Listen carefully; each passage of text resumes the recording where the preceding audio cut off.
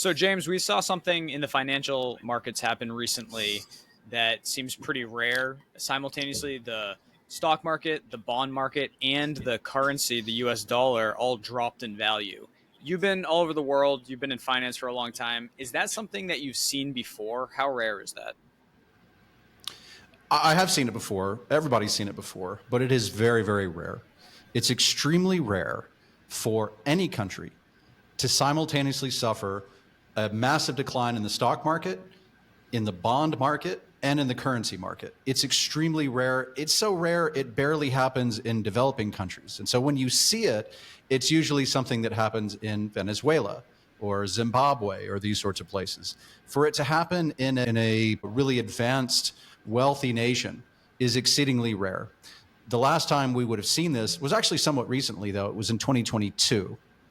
In 2022, the United Kingdom, the British Prime Minister at the time, her name is Liz Truss, shortest lived Prime Minister. I don't say shortest lived, she's still alive, but it's the shortest duration, shortest tenure Prime Minister in British history. I think a cabbage lasted longer than her. That was the famous thing. Yeah. I mean, it was, and she had the double duty of overseeing this horrific financial meltdown and the death of Queen Elizabeth at the same time. So her tenure is just chock full of disaster and tragedy. And the point is that she unveiled this economic plan. And she was with the Conservative Party, and it was a pro-business, pro-growth economic plan. But the idea was, we're going to cut taxes. And investors looked at it and said, well, wait a minute, you're going to cut taxes. That's going to reduce government revenue. That's going to reduce your ability to pay interest on the bonds, on the government debt, which makes your government more at risk. I don't like that plan, so I don't want to have anything to do with your bonds anymore. So investors just had a fit, and they started selling British government bonds. They're called gilts. British government bonds, and as a result of that, interest rates in the UK just shot through the roof. And so this is what basically constitutes a major meltdown in the bond market. But at the same time, we saw a big fit in the stock market, and you also saw this in the currency market, where the British pound essentially went into free fall. And I was doing a lot of transactions in the UK at the time, and I'm just sitting there watching the exchange rate just plummet. I think I'll wait a couple more days before moving the dollars into pounds, because it was just getting cheaper and cheaper for me to do so. That was an extremely unusual thing for this to happen. And, Britain is one of the largest economies in the world. And all of this happened because investors didn't like the prime minister's economic plan. And at the end of the day, she resigned. The chancellor, basically the finance minister, resigned. The whole government essentially had to be reset. It was a total disaster. And this is, again, something that's exceedingly rare. We saw it in Japan in the late 1980s. We wrote about how this happened in Britain in the 1950s with the Suez Crisis, when Britain, and it was kind of a secret mission between the Brits and the French and the Israelis, got together and invaded Egypt to take back control of the Suez Canal. And the whole rest of the world condemned it. The UN condemned it. The United States. It was one of the only areas in international diplomacy in which the United States and the Soviet Union were in complete agreement on. Everybody was united in condemning Britain, as well as France and Israel, over this invasion of Egypt. And as a result of that, the British pound tanked, the British bond market tanked, and the stock market tanked. And this is something that's just exceedingly rare. We just saw it in the United States of America. What usually happens? So the stock market will go down, but that money will flow into bonds, or why? It seems like the dollar. There's plenty of things. Yeah, there's plenty of things that happen. Yeah, sorry to interrupt, but there's plenty of things that happen. I mean, during COVID, for example, in March of 2020, which is, COVID was taking place in Europe, in January, February 2020, but it didn't hit the United States until March of 2020. And all of a sudden they said, we're going to shut everything down. We're going to lock everything down. The stock market just plummeted, right? Absolutely plummeted. Huge crash. And what happened? Basically, when you sell your stocks, what happens? You get dollars. What are you going to do with those dollars? Well, most people just put it in the bank, right? Because most people are dealing with, whatever, tens of thousands, hundreds of thousands, maybe even millions of dollars. But if you're a big fund and you've got hundreds of millions, billions, hundreds of billions of dollars, you don't just put that money in the bank, right? You got to do something. You got to find some other safe asset to put that money into. And so what do people do? They buy bonds, because U.S. government bonds have for decades been considered the risk-free asset class. So people take their money out of stocks and they put it into bonds. So the stock market goes down, but the bond market goes up, right? So that's an example, like one goes down, the other goes up. Or you have other examples where maybe a government will, same thing, maybe a government will increase taxes. They increase taxes, that's bad for stocks, so the stock market goes down, but it's good for bonds because people go, oh, hey, now they're going to have more money to pay interest, to buy back the bonds, so the bond market goes up. You see all sort of, maybe a central bank cuts interest rates. And cutting interest rates, that's good for stocks, but it's bad for the currency because then people go, oh, I don't want to own that currency because I can get a higher rate of return in some other currency. So the currency falls, but hey, it's good for NVIDIA and it's good for, Amazon, whatever. And so the stock market goes up. So it's usually there's a little bit of give and take in financial markets. One goes down, the other goes up. Extremely rare to see stocks go down and bonds go down and the currency all go down simultaneously. Again, it's extremely rare. We saw it in Britain a couple of years ago. We saw it in Japan in the 80s. We saw it again in Britain in the 70s. We saw it in Britain in the 50s. Technically, we did see this in the United States in the early 1970s, after Nixon took the dollar off the gold standard using the authority provided to him by Congress under the Johnson administration. But Nixon was the one that executed that executive order in 1971. And after that, you had a pretty significant decline in the stock market and the bond market and the currency. All of them went down in unison, and that's a big deal. And what that means is when you see stocks, bonds, and currency all go down at the same time, that means that there's capital flight. You have foreign investors pulling their money out of the country, even domestic investors, moving their money out of the country and putting it into foreign markets. That's what that means. It means that the rest of the world, really much of the world, is losing confidence in your economy, is losing confidence in your government, is losing confidence in your currency, all at the same time. And that's never, ever a good thing. And we just witnessed it, and it's a really, really big deal. Is this directly tied to the dollar as the global reserve? When they're selling those bonds, are they selling their reserves? Well, it depends on who's selling, right? So if you have a foreign central bank that says, that sees this Liberation Day fiasco and says, all right, I'm out, I'm done. So foreign central banks, they have to hold US dollar reserves. And what's the primary form with which foreign governments and central banks own those foreign reserves? US government bonds. So what are they doing? They're selling US government bonds, and in exchange for those bonds, they get US dollars, right? They sell the US government bonds and they get US dollars. Then they sell those US dollars, and what do they do with it? They buy gold, they buy euros, right? They buy with those euros, and they buy European government bonds. So it's just essentially a transfer of wealth from the United States, the US economy, US government bond market, to European government bond markets, to the European economy, or to gold, right? And the reality is, again, if you're an individual investor and you have a portfolio, you've got $1 million or $10 million, whatever in your portfolio, you have a lot of options, right? You can sell your stocks, you can sell your bonds, you could just hold cash in your bank if you want to. You could go and invest it in all sorts of different stuff. You can buy some real estate. You have a lot of options. But if you're a foreign government or a central bank and you're trying to move $150 billion at one time, you don't have a lot of options, right? You can't go just all at once and I'm going to buy $150 billion worth of apartment buildings. I'm going to buy $150 billion worth of, even like most, you can't buy $150 billion worth of stocks even. You can't buy $150 billion worth of most things. But you can spread that around government bonds, especially in really, really large economies like the Eurozone. And so you can, if you're a big government or central bank, you can withdraw that money essentially out of the United States, sell US government bonds, take those dollars that you get, exchange it for euros, which makes the dollar go down and make the euro go up. What did we see this month? We saw the dollar go down and the euro go up, like by a lot. We saw the euro, on Inauguration Day a couple months ago, the euro was basically at parity with the dollar. And then, over the course of this month, it hit like a, $13, $14, $15, flirting with $15. It was just, that's not supposed to happen. Currencies, especially among really major economies, are supposed to be extremely stable. You just don't see those kinds of moves. And usually, if you see it with regards to the dollar, it's the other direction. It's the dollar getting stronger against these other currencies. It's like it's the Kiwi dollar, the Canadian dollar, the pound, or the euro getting weaker against the US dollar. What do we see this month? We saw the United States dollar, the world's global reserve currency, plummet against the euro and some other currencies. And the reason why is simply capital flight. It's all these investors that are selling assets. You have foreign governments and central banks selling their US dollar reserves, selling their holdings of US government treasuries, exchanging those US government treasuries, selling them for US dollars, taking those US dollars, exchanging the dollars for euros, right, which makes the dollar go down and the euro go up, which is exactly what we saw, and then taking their euros and buying European government bonds.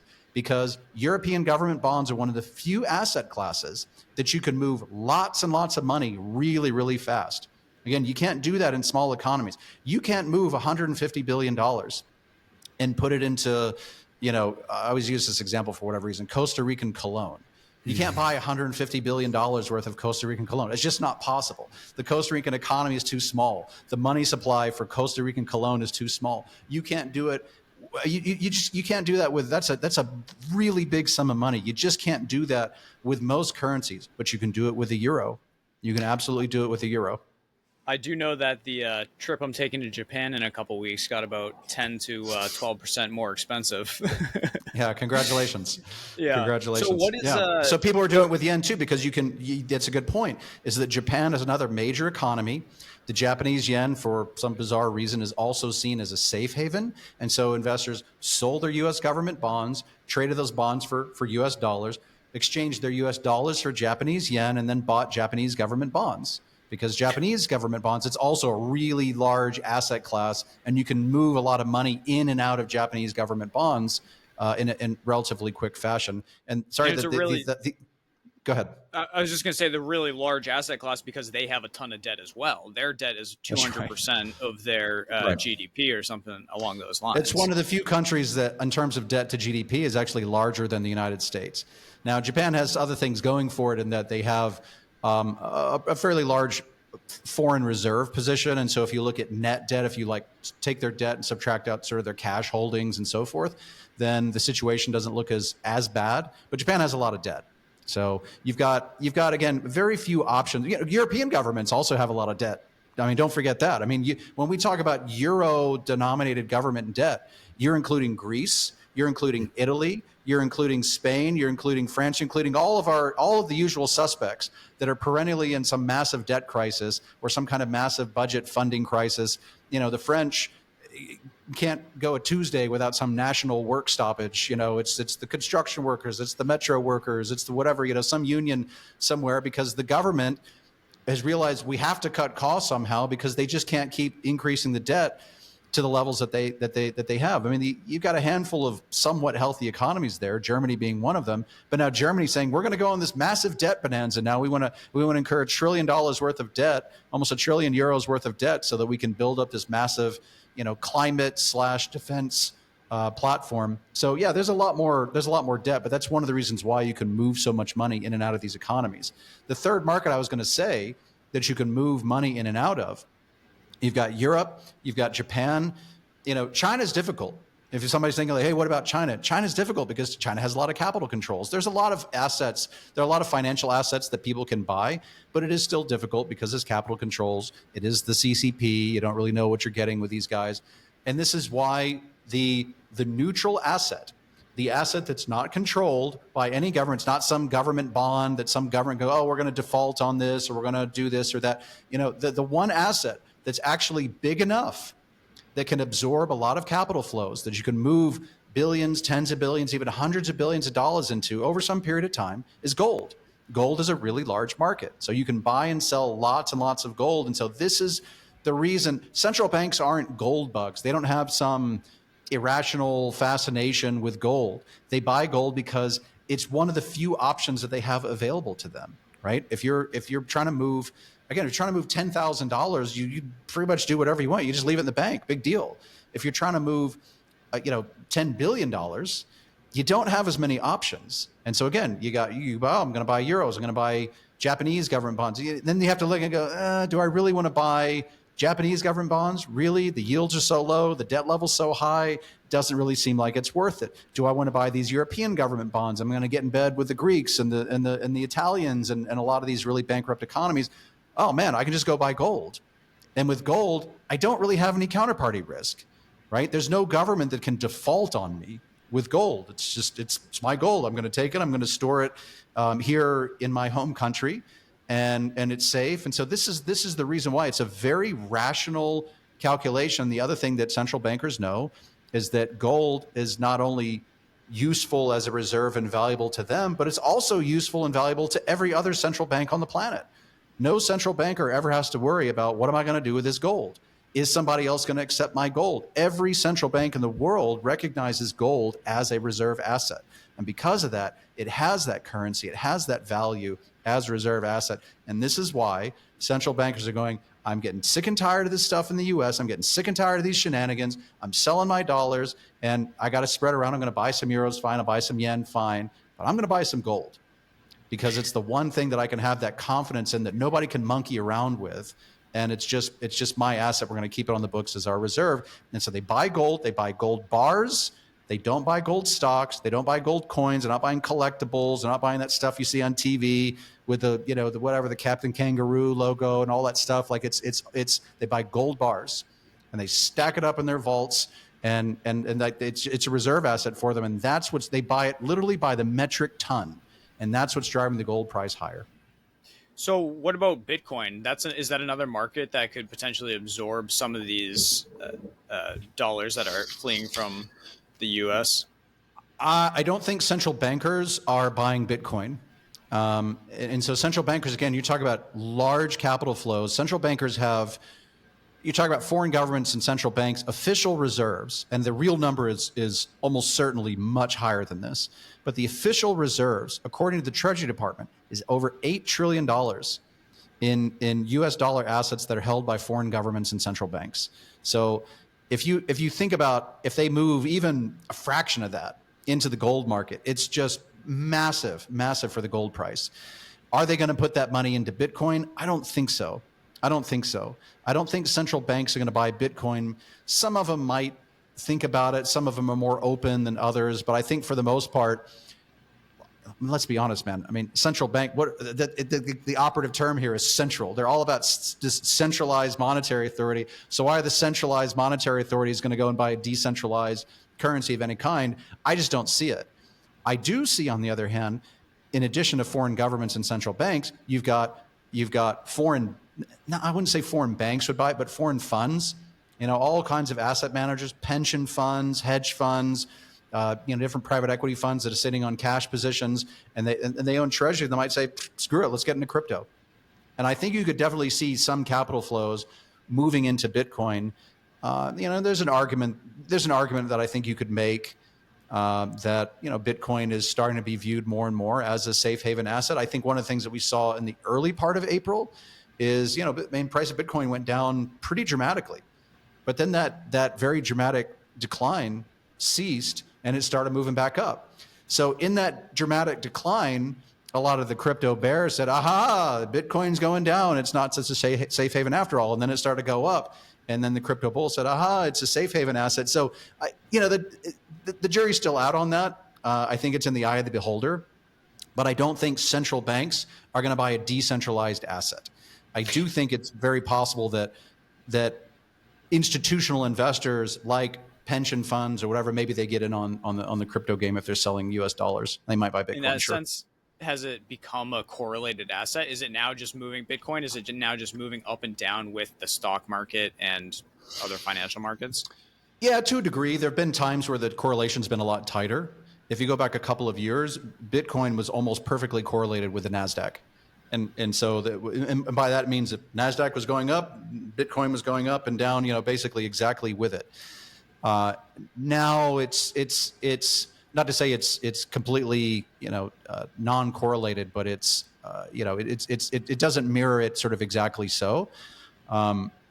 It's something that's just completely different. I don't think Bitcoin is the same thing, or crypto in general is the same thing as a tech stock. I don't think it should be treated as such. It's a completely different asset class. To analyze a company, you need to look at its balance sheet. You need to look at the quality of its management team. You need to look at its track record and history and all these different things to analyze crypto or something like Bitcoin. In many respects, it's more of a commodity analysis. It's what Jim Rogers taught me a long time ago about commodities, about, looking, you said you want to know whether or not sugar is going to go up. You need to figure out whether or not there's enough sugar or not enough sugar in the world, whether or not there's increasing demand or decreasing demand, for sugar. That's the analysis. And that's really what it is with crypto. Is there, the supply is really easy to figure out. So it's all about demand. It's speculating on demand. Are there demand catalysts that are going to drive that higher? That's completely different than trying to analyze a tech stock. Totally different game. I want to take it back to interest rates for a minute, because part of the implications of what's going on are rising interest rates in the United States. So how does that reverberate through the markets and affect what's going to happen? Most interest rates, you want to borrow money to buy a house, you want to borrow money to buy a car, your credit card, your whatever it is you're doing, trading margin on your brokerage account, buying stocks on margin. All those things, at the end of the day, most of that stuff, a lot of that stuff is derived from U.S. government interest rates, U.S. government bond yields. So if the 10-year yield, like your mortgage often is based on the 10-year rate. So if the 10-year rate goes up, guess what? Mortgage rates are going to go up. And so this is what happens when you have this trifecta. The stock market falls, the bond market falls, the currency market falls, and all these things happen at the same time. It means there's capital leaving the United States. And no government should ever want to see that happen. No government should want to see that happen. That's a horrible vote of a lack of confidence from the rest of the world, and even your own, sort of domestic market. People moving money out of the country say, we got to get out of here. That's never a good sign, and good things don't usually happen as a result of that, if you look to history for that. But the reality is that when that does happen, if you think about the bond market, because it's the bond market that ultimately determines interest rates. And if you have less capital in an economy, that's less capital, that's less money that's available to buy bonds, which ultimately means that demand for bonds goes down, which, based on the way the bond market works, means that interest rates are going to go up, yields are going to go up. And this is what we saw. We saw yields go up from, basically kind of like a 3 handle to almost a 5 handle, almost 5% in a very, very short period of time. We saw movements in the 30-year treasury that we haven't seen since like the 80s. I mean, it's just these incredible surges in bond yields. And I mean, it was, I think this was probably one of the things that talked the Trump administration off the ledge and said, you guys got to climb down from this, because if rates keep going up like this, if bond yields keep going up like this, the government's going to go broke. I mean, don't forget that over the next couple of years, I mean, they've got we did the calculation. It's like what, $15+ trillion just over the next couple of years that they've got to refinance. $20 trillion in debt, of U.S. government debt, that's going to mature, that they have to then turn around and refinance. Most of this debt, by the way, that's maturing, is at, like, I did the calculation, it was like 2.5%. And so if you got to refinance something at 2.5%, and all of a sudden rates are going up to 5%, and they keep going higher and higher and higher, 6%, 7%. I mean, this is going to cost you an extra $1 trillion a year just on interest. And I think somebody in the administration must have done the arithmetic. It's not rocket science. This is third grade arithmetic to figure this out. And they go, oh my God, we're going to go broke if these yields keep rising. The U.S. government is too heavily in debt to possibly be able to stomach rising interest rates. And so as a result of that, I said, okay, we're going to do deals. We're going to do deals. These are going to be great deals for everybody. And, started to kind of talk investors back down and talk those yields back down. But this is a huge problem for anybody that's in debt, especially when they borrowed that money at historically low rates. The federal government was borrowing money just a couple of years ago at, the 10-year was like 30 basis points, 0.3%. I mean, it's just unbelievably low interest rates. So you're talking about, or, the same thing, like 5 years ago in 2020, right around this time, these guys are able to borrow money for nothing. So they borrowed, let's say, on a 5-year treasury note. Now all of a sudden, 5 years later, that 5-year note is now maturing.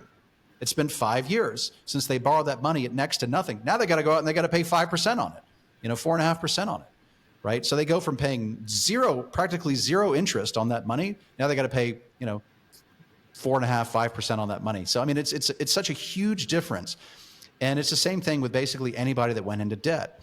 And one of the markets that's already at pretty significant risk is commercial real estate, office properties in particular. And we've seen there's been a lot of issues with that. A lot of it is the whole work from home thing. And so people that used to go into an office are no longer going into an office. So companies are cutting back on their real estate. They're cutting back on their office property. They're saving money. And this is really bad for the office property market. So you have all these real estate developers that went and feverishly built all this office property in 2018, 2019. All of a sudden everything came to a crashing halt, but they're able to borrow that money at nothing, at super cheap, very low interest rates. Now, a lot of those loans, those commercial loans, maybe they're 7-year loans. Somebody borrowed money in 2018. Guess what? That loan's coming due. And usually what these commercial developers do is they try and refinance the loan. But now all of a sudden interest rates are so much higher and their rents have gone down, right? Because they have fewer tenants.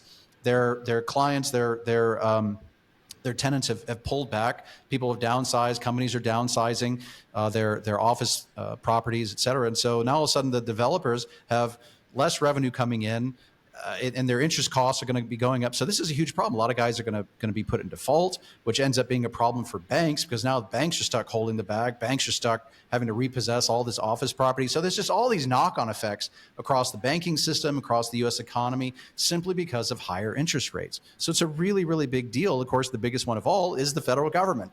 State governments as well. The state of California can't afford to pay 6, 7, 8% on its debt. No, nobody can. State of Illinois, the city of Chicago can't afford to do any of this stuff. State of New York can't afford to do this. And the United States federal government absolutely, positively cannot afford to pay even 5% on the national debt. So they're doing whatever they can now to keep driving those interest rates lower. And it's one of the reasons why Donald Trump says, for a while, he was screaming at Jerome Powell, frankly, making things a lot worse, really spooking investors. So I'm going to fire this guy. I'm going to fire this guy because Donald Trump wants interest rates to be lower. And he thinks that, Jerome Powell, who's the chairman of the Federal Reserve, who, we don't, there's not a whole lot of love around this organization for the Federal Reserve at all. How do we count the ways?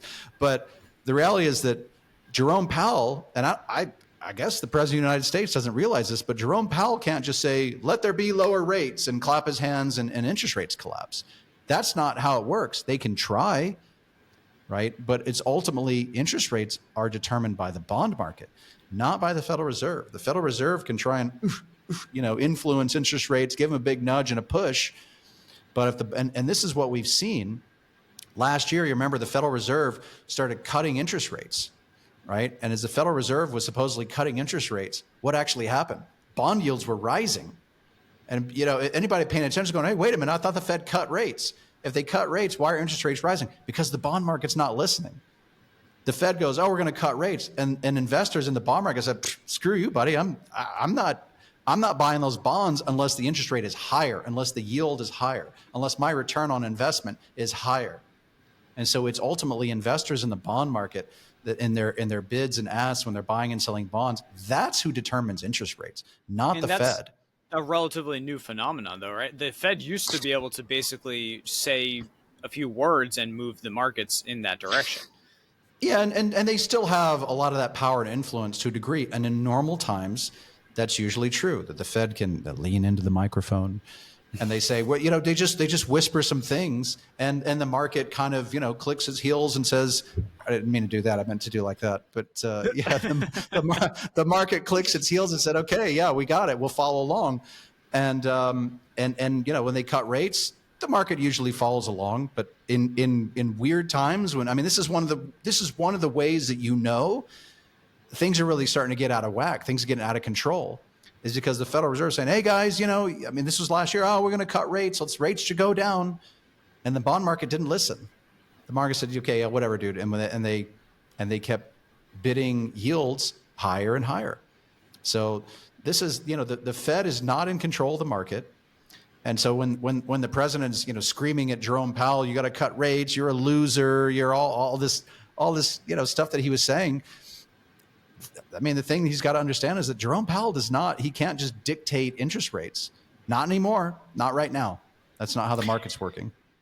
So earlier you mentioned that the central banks are going to continue buying gold very likely because they're needing to do something with their dollars and they're diversifying out of that, especially when the bonds come due. Usually they would just roll them over and buy more bonds, but instead you're thinking that they're going to continue to buy gold instead.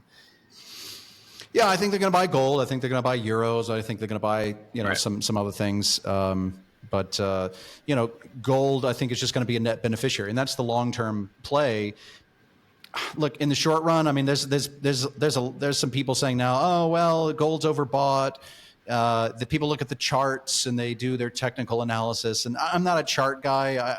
I think these things are impossible to predict short term investor behavior. Gold, look, if you do look at a chart, and you look at gold starting in kind of late 22, the long term trend line is just, it's pretty steep curve. It's a pretty steep curve, and we would say, you'd say nothing's supposed to go up or down in a straight line. It's not a straight line. It's a curve. It's kind of, it's parabolic, almost exponential, right? So could there be a pullback? Yeah, sure, there could be a pullback. But I think I don't think about that a whole lot. I think about it in terms of the long-term catalysts. And the long-term catalysts are, you have a reserve currency, the issue of the world's reserve currency, the United States of America, that has just done a great job pissing off the entire planet. And this is in many respects could potentially be what future historians will look back on retrospectively and say, that's the coup de grace. Liberation Day was the coup de grace. You had all these other things prior to that. You had this rising debt level, right? 30 trillion, 32 trillion, 34 trillion, now $36 trillion US national debt. You have multi-trillion dollar budget deficits every single year. Anybody that actually looks at the data will see that the United States federal budget deficit exceeded again, they could cut all of discretionary spending. You would only pay interest on the debt, Social Security, Medicare, the other mandatory entitlements, and you would still have a budget deficit. You could cut the military. You could cut Homeland Security. You could cut the light bill at the White House. You could cut the national parks and almost everything else that we think of as government, and you would still have a budget deficit. And people look at that and they go, well, geez, that's a problem. Right? Then you had all the sanctions. We're going to sanction this guy. We're going to sanction that guy. We're going to sanction this country and that country. And everybody that does something that we don't like, we're going to sanction them. They weaponized the dollar. They weaponized the reserve currency. They weaponized the financial system. And all these things, and people go, man, I'm getting sick of this. And then, then you had all these other things, the humiliation from the withdrawal of Afghanistan, which is a major blow to the image of U.S. strength, the image of U.S. invincibility, and all of a sudden you just got guys dangling from the landing gear of the, C-5s and C-130 aircraft. And it's horrible images that people saw. Helicopters over Kabul. And then you see this guy who's shaking hands with thin air and wandering around aimlessly on stage and doesn't know where he's going. And people go, what are we doing here? And for the first time, you started having this very active group of countries. And again, the usual suspects. It's your Russias and your Chinas and your Irans and your South Africas and these guys, but actually get together and say, we're going to have a pact, and we're going to, they invented their own little alternative reserve currency that nobody's ever going to use. But what they did do is they started trading with one another in their own currency. And they said, okay, yeah, China, I'll take your yuan. You can take my ruble. We can take your whatever. And so they started actually doing that and started trading with one another, not using the dollar. And that's a pretty unique thing. That was frankly a pretty significant event. And so we've seen all these things, and now on top of everything else, you've got a new administration's come in its first 100 days and said, well, let's kick everybody in the face and totally disrupt the system. And again, I'm not even making a judgment on it in this case to say, the administration's whole view is we're getting screwed, America's getting screwed, and we're going to right that wrong. And, they have a lot of valid points. And so does the rest of the world when they say, yeah, well, that's the price you pay. All that stuff you think you're getting screwed on, that's the price you pay for having the world's reserve currency. That's why we look the other way when you have a $36 trillion national debt, right? And so both sides are kind of equally right and equally wrong to some degree. And so, this might be just the final straw where people said, all right, I'm out. I'm done. I don't want to deal with the dollar anymore. and they sucked all their money out, or I mean, a good chunk of their money out of the United States. And we saw what we haven't seen in the United States since 1971, a simultaneous drop in stocks, bonds, and the US dollar currency, simply because there's a massive amount of capital flight out of the United States. And that's a really terrible thing. And what it demonstrates is the resolve of foreign countries to diversify out of the dollar, look at other alternatives.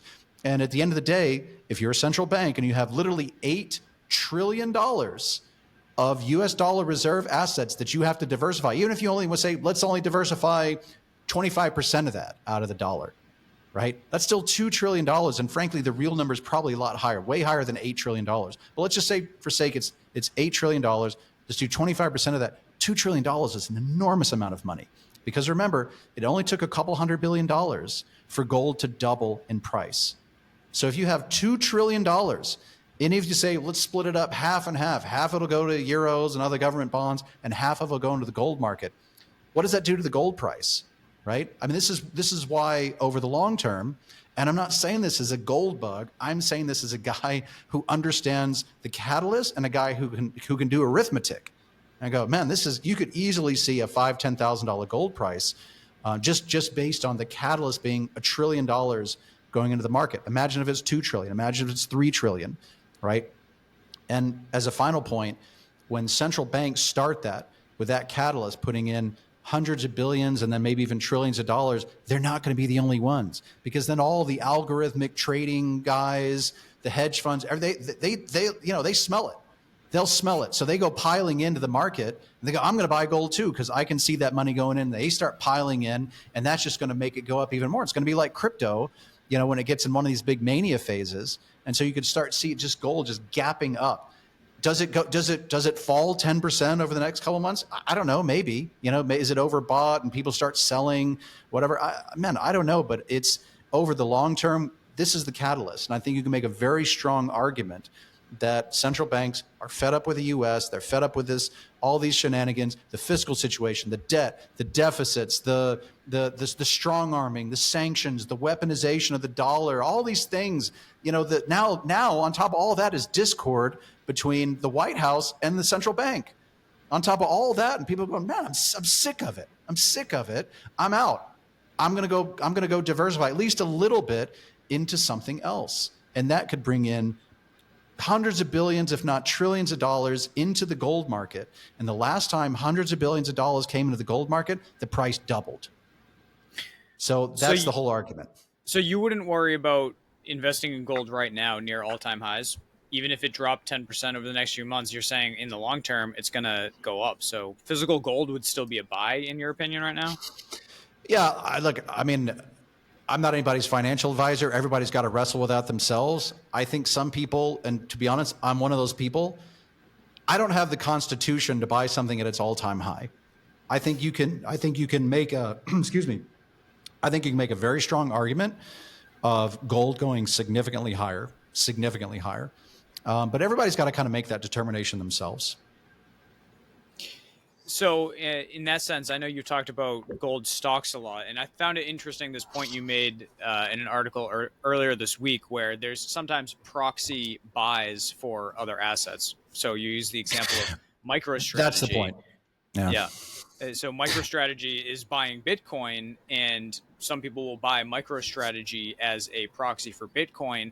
Except the problem is, when you look at the price you're paying to buy MicroStrategy as a proxy for Bitcoin, you're paying double what the actual Bitcoin price is right now. Right. And there's an opportunity to do the exact opposite with gold, you were saying. Yeah, again, some people don't have the constitution to buy something at its all-time high, even if you can make a strong argument that it's going to go higher.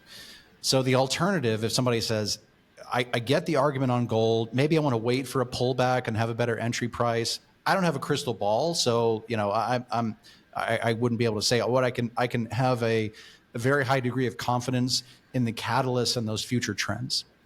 But what I can say right now is if you don't want to buy gold, there's a lot of gold stocks that are really cheap, right? They've become a lot more expensive, but even still, you look at some of the majors, something like Barrick, for example.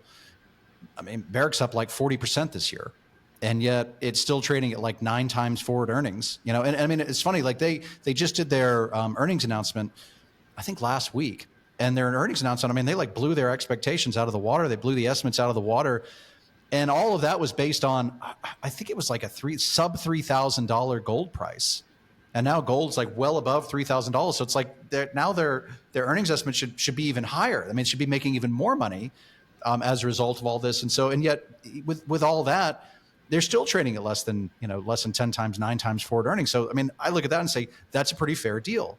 There's obviously others, and this is the nature of some of our previous premium publications. So it's not anything that we would talk about right here. But I mean, there's a lot of things that we focus on that are not, Barrick and Newmont and some of these. These are some of the big majors, and they have a lot of Wall Street analyst coverage. Investment banks cover them. They're $50 billion companies, et cetera.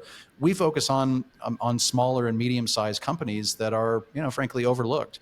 And they got some of these that are, again, they're up 60%, almost 70%, and they're still trading at less than 2 times forward earnings. I mean, it's insane, right? And so we do still see a lot of value in this market, but we've been saying for a long time, listen, this is not going to last. It's not going to last. These gold stocks, these gold miners are going to come up. It's not based on some kind of irrational or emotional attachment to gold.